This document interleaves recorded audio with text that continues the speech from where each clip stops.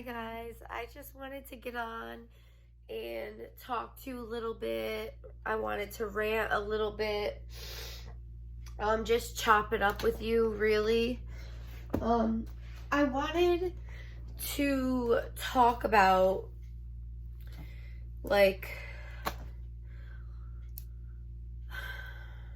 why. I know you hear this all the time, don't do drugs. You've always been told that. But I want to give you reasons that will deter you from ever getting into situations that I have gotten myself into. It is not a fun road to go down. At first, it's great, it's fun, it's, everything you think it is. That's exactly what it is. It's all fun and games until it's not anymore. And that's where, I'm at. After years and years of partying and just damaging my body, I just want to talk. So, pretty much, I'm going to be honest with you guys. I'm still using heroin. I'm still taking Xanax here and there, not as much after what happened before. I think I made a video on that. I can also recap the video if you want. In another video, it was just absolutely fucking insane. But once, so the first time you try heroin, it's gonna be amazing. And I'm not saying go out and fucking do heroin. No, I'm being blunt and honest with you to tell you what my thought process was. As a child, I was always over emotional. I was over emotional over everything. I felt everything so strongly that it had affected my life all the way up to the point to where I was about to be an adult. And I couldn't function. I couldn't function like a normal human being. My brain is not like a normal human being. I don't know what's wrong with me, but I feel like deep down inside something is wrong with me. I am not normal because I started doing drugs and drinking so young. But anyway, when I found heroin, it was amazing at first. The sex was amazing. The euphoria you got was amazing. And when I got that high, it was wow. This is the only thing that could take away all of those crazy emotions I felt all the time. And it made me feel nothing. It made me feel beautiful, euphoric. It made me feel out of this planet, and that's why I stuck with it. I never had anything that could take me out of my head, out of my feelings. I was always the one to overreact. I was always the one to just cry out of nowhere. I was always a crybaby. I was always weak. I was never strong. And, it's sad that when you try heroin, that you realize that you'll do anything to keep it. It's really sad that you'll choose this drug over your family. So let's just talk about some of the things that you have to deal with when you're an addict. Your time doesn't matter anymore. It doesn't matter if you work. It doesn't matter if you have kids. If your drug dealer says he'll be here in an hour and he doesn't come for 4 and you're puking, shitting, sick, begging him to come, and he's telling you, please stop blowing up my fucking phone, I'll get there when I get there, that'll make you want to quit. Will you? 50-50. I never quit. I just took it and I waited. It's always their time. It's never your time anymore. It's always on their time. It's always on heroin's time. It's never... All your time is taken. And then imagine going to work every day and working just to support your habit. And then, like, what do you do for food, rent, necessities that you need, like toothpaste, toilet paper, shampoo, conditioner, those little things you don't think about when you move out of mommy's house. You don't think about it. And when you don't have parents that enable you and support you, it's hard. They don't want to support your addiction, so they don't support you at all besides trying to get you help.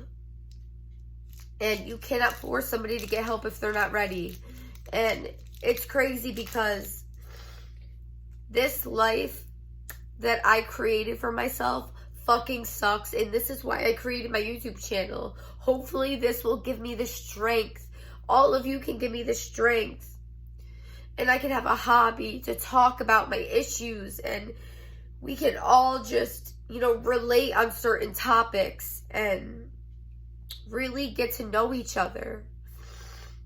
You know, I honestly have no idea who I am. I don't know what I like. Like, I know what I like. I know I like sweets. You know, I know I like, you know, I know I like, you know, what little things I like. But deep down, I have no idea what I want to do with my life. I have no thought. And honestly, I don't think I'm going to live past 30. And I've had this thought since I was 16 years old. I remember being 16 years old and thinking to myself, there's no way that I will live past 30. There is no purpose on this earth for me past 30. All I do is hurt people. All drug addicts do is hurt people. And it just, you know, it's just terrible. And then I have no friends because most people who do drugs don't have friends. And if they do, they're lucky. Because if you're going to have a friend, they're most likely going to use too. And I'm not like categorizing or demeaning addicts, but addicts steal for their addiction because it is so expensive. And you know, sometimes you may love somebody, but you need $5 and you steal $5 out of your friend's pocket, and that ruins that friendship. That is the type of friends that you will make during your addiction. They are not the people you need to be around because they're struggling just like you. Just like you. And, you know, so it's hard. You have nobody to talk to. If you talk to somebody sober, they're not going to get it unless they've been through it. And then I figured out that if they've been through it, they give you less compassion. They give you less compassion because they had the strength to get through this addiction, and I haven't yet. And they can't understand why I haven't yet. And it makes me feel belittled. Like, oh, I'm better than you because I stopped. I quit. There's just, I could just go on for days. I'm trying to think of other cons. Like I said, working all day just to buy your drugs. I would be starving, hungry. Like, before I gained weight at my methadone, I would be starving, hungry. I didn't have $1 to buy a Black and Mild. I didn't have $1 to buy a McChicken. I would just starve. I would choose drugs over food any day. And I tried not to ask my parents for money because I knew that they didn't want to give me money. But yeah, I was hungry, and it didn't matter to me because I was choosing drugs over hunger, and that's my fault. I can't make anybody feel bad for that. That's my fault. I'm just trying to tell you the realities. This is not for you to feel bad for me. I'm telling you the reality of addiction. The reality of addiction.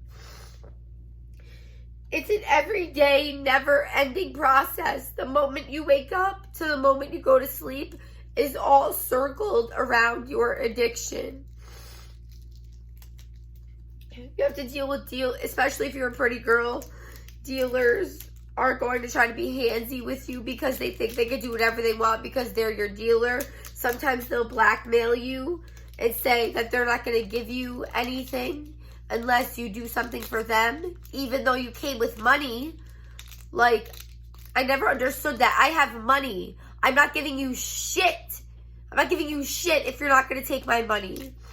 And you know, I'm not going to lie. In the past, people sell their shit to get their next bag, okay? They sell their shit.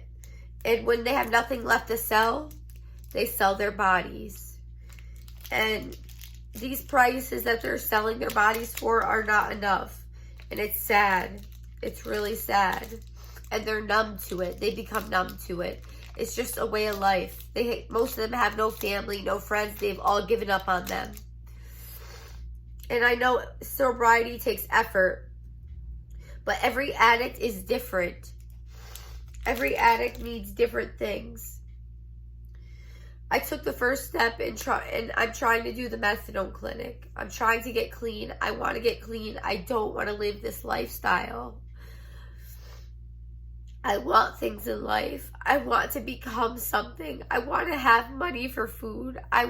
You know, now we're doing good. You know, now we're at a comfortable position, me and my boyfriend, since he has quit heroin. We are in a comfortable position, but before, it was a struggle.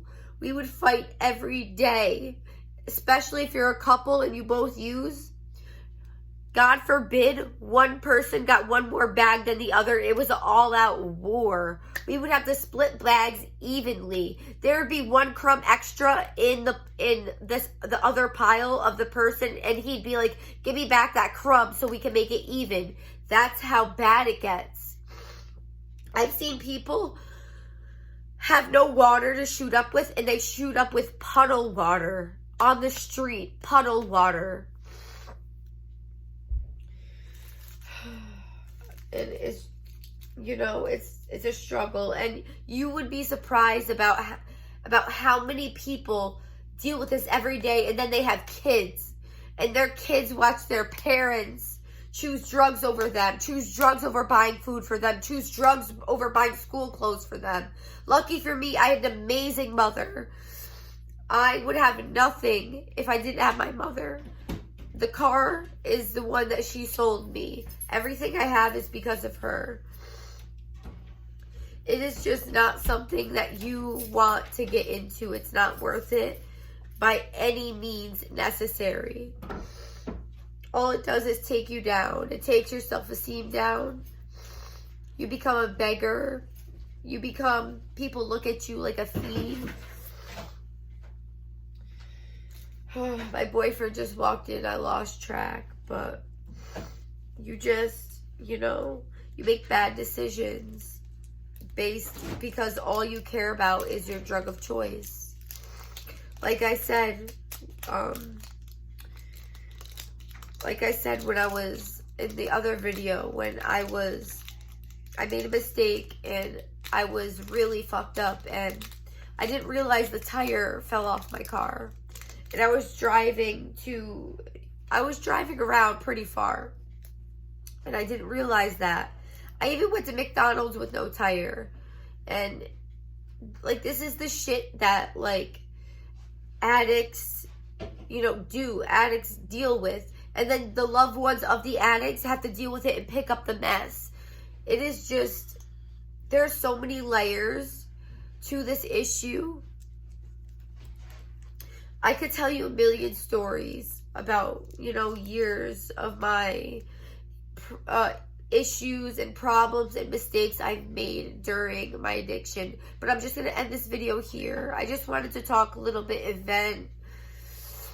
I love you guys, and if you need me, message me on Facebook at Allie, and I'll leave some information down below if you are searching for help. Have a good night. I love you guys so much. Stay safe.